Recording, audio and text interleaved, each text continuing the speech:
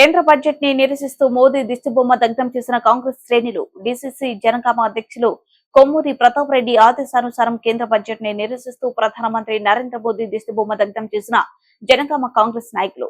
ఈ కార్యక్రమాన్ని ఉద్దేశించి ప్రతాప్ రెడ్డి మాట్లాడుతూ కేంద్ర బడ్జెట్ ప్రసంగంలో తెలంగాణ అనే పదాన్ని పలకడానికి కేంద్రం ఇష్టపడడం లేదని, పునర్విభజన చట్టం ప్రస్తావిస్తూ ఆంధ్రకి నిధులు కేటాయించింది కానీ తెలంగాణకు ఏ విషయంలోనూ నిధులు ఎందుకు కేటాయించలేదని, వారి మనసులో ఇంత కక్ష ఉందని తెలంగాణ ప్రజలు అనుకోలేదని, తెలంగాణపై మోడీ కక్షపూరిత వైఖరిని తీవ్రంగా ఖండిస్తూ నిరసన వ్యక్తం చేశారు.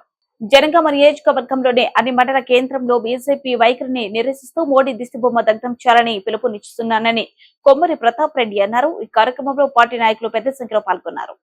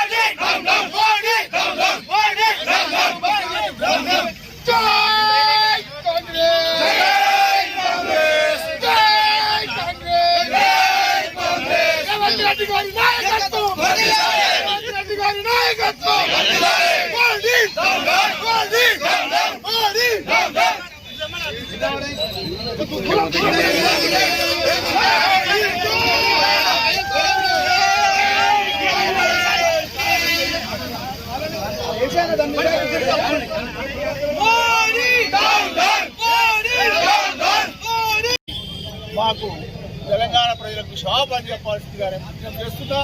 మరి ఇదే విధంగా మరి తెలంగాణ ప్రాంతంలో ఎన్నుకోబడ్డటువంటి 8 మంది ఎంపీలు, 2 కేంద్ర మంత్రులు ఏం చేస్తారు గద్దమ్మ లెక్క చూస్తూ కనీసం తెలంగాణ గురించి మాట్లాడక, తెలంగాణ బడ్జెట్ గురించి కూడా మాట్లాడక పార్లమెంట్ లో ఒక ప్రస్తావన కూడా ప్రస్తావించినటువంటి వ్యక్తులు మరి తెలంగాణ నుంచి ప్రజల నుంచి ఎన్నుకున్న ఎంపీలు తక్షణమే రాజీనామా చేయాల్సిందిగా మేము విజ్ఞప్తి చేస్తున్నా. ఏది ఏమైనా మా కాంగ్రెస్ ప్రభుత్వంలో రేవంత్ రెడ్డి గారి నాయకత్వంలో మరి మంచి పరిపాలన జరుగుతున్నా, మరి ఏది జరిగినా మరి ఈనాడు మరి ప్రధాని మోడీకి వ్యతిరేకంగా మరి తెలంగాణలో మాకు బడ్జెట్ లో ఈనాటి కేటాయించిన సందర్భంగా మరి కొమ్మూరి ప్రతాప్ రెడ్డి గారి ఆదేశానుసారం జిల్లాలో అన్ని మండల కేంద్రాల్లో కూడా ఈ యొక్క కేంద్ర ప్రభుత్వ ప్రధానమంత్రి అయినటువంటి మోడీ గారి యొక్క దిష్టిబొమ్మ దగ్ధం చేయడానికి మేము నిర్ణయించుకున్నాము. అది కూడా మా జిల్లా కాంగ్రెస్ అధ్యక్షుడు మాజీ ఎమ్మెల్యే మా కొమ్మూరి ప్రతాప్ రెడ్డి గారి ఆదేశానుసారమే ఈ కార్యక్రమం చేపట్టడం జరిగింది.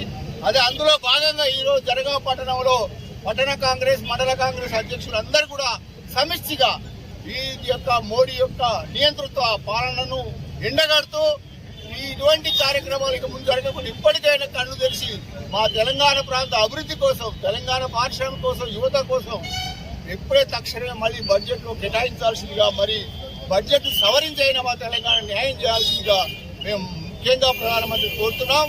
అది కాకపోతే శాత కాకపోతే